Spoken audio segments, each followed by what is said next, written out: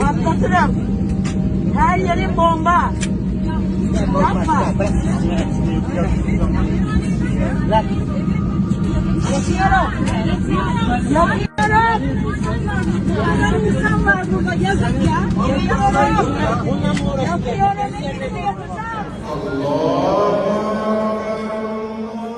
इस्लाम मुसीबत में है। इस्लाम का अस्तित्व खतरे में है। ये हम नहीं कह रहे, दुनिया भर से मिल रहे संकेतों ने ये कह डाला है। हम यहाँ पर सबको भाई ये नहीं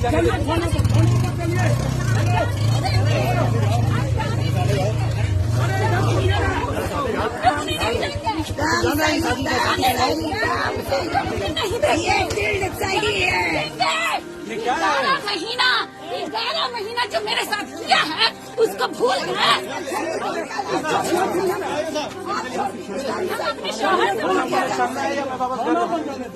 पंचायत फैसला करेगा। पंचायत पुलिस नहीं करती है। आपको बुलाया किसने?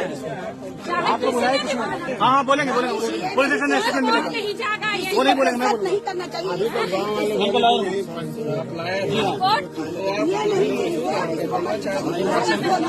नहीं आपको कॉल आया ना? आपको कॉल आया ना? आपका ड्यूटी आपका फर्ज है लेकर मत। नहीं अब एक बेटी भी है।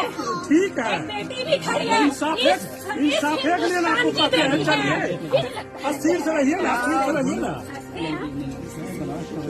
नहीं क्या बोल आप मुँह बंद रखिए। तू चुप है। हम अपने शोहर से बात कर हम अंदर भेज देंगे।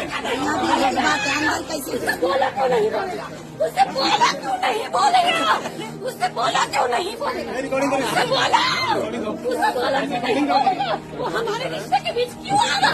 वो लड़का कहाँ शुरू से आएगा? वो लड़का क्यों आएगा? वो लड़का हमारे रिश्ते के बीच क्यों आएगा? अरे हम उससे शादी किया, हम 11 महीने से।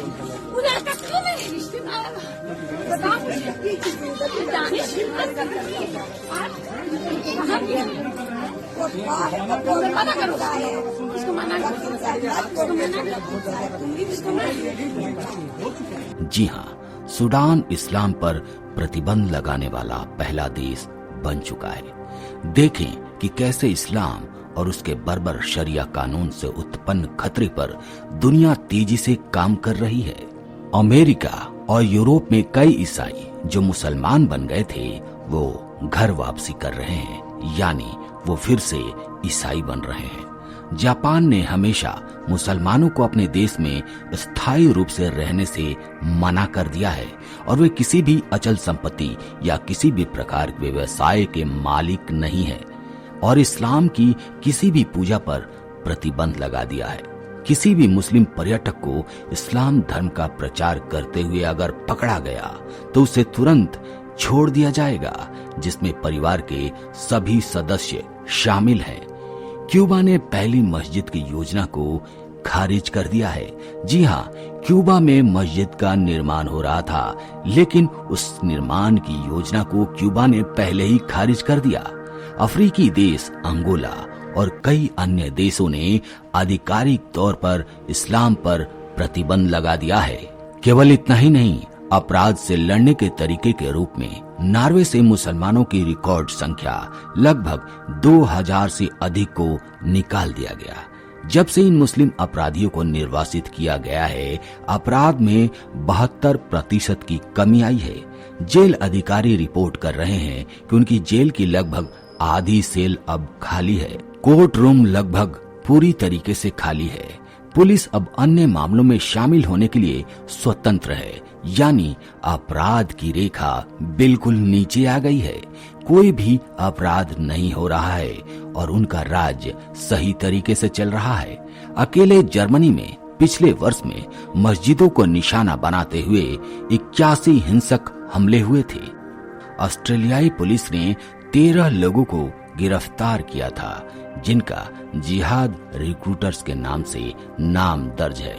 एक चीनी अदालत ने इस्लाम घृणा फैलाने के लिए 22 मुस्लिम इमामों को 16 से 20 साल के लिए जेल भेज दिया और 18 जिहादियों को जीवन से हाथ धोना पड़ा।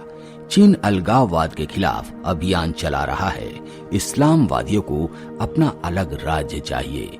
और आपको जानकर हैरानी होगी कि सरकार की इमारतों और स्कूल में मुस्लिम प्रार्थनाओं पर प्रतिबंध लगा दिया गया है। सैकड़ों मुस्लिम परिवारों ने अपनी सुरक्षा के लिए चीन छोड़ने और अपने स्वयं के मध्य पूर्वी देशों में वापस लौट जाने के लिए वो लोग तैयार हो गए हैं। मुस्लिम शरणार्थियों का एहसास है कि उनके हिंसक तरीकों और सीरिया और इराक में जारी युद्धों के कारण उनका स्वागत नहीं किया जा रहा है, जो कि छिपे हुए आईएस द्वारा मारे गए हैं, जो छोटे बच्चों की हत्या कर रहे हैं और माताओं और बेटियों को शारीरिक संबंध बनाने के लिए गुलाम के रूप में इस्तेमाल कर रहे हैं। ब्रिटिश गृह सचिव ने चरमपंथियों के लिए एंटी सोशल बिहेवियर ऑर्डर शुरू करने और उनकी नागरिकता के दोहरे नागरिकों को तैयार करने के लिए तैयार किया है।